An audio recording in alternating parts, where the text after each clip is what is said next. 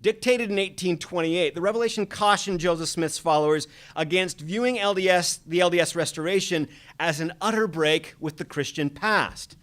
This point can seem discordant given subsequent LDS rhetoric.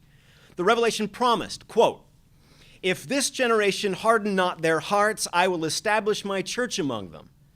Now I do not say this to destroy my church, but I say this to build up my church." Unquote. The wording here thoroughly confuses my students.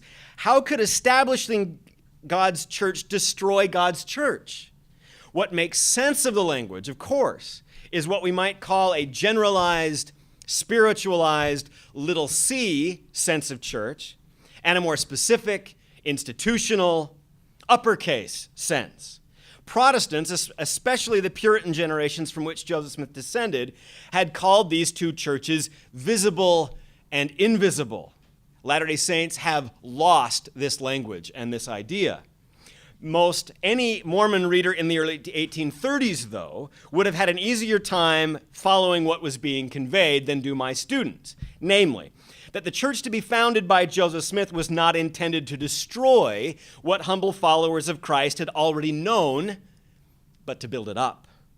The restored church, then, as of this 1828 revelation, was to be less a clean slate ex nihilo creation than the refurbishing of an already existing edifice.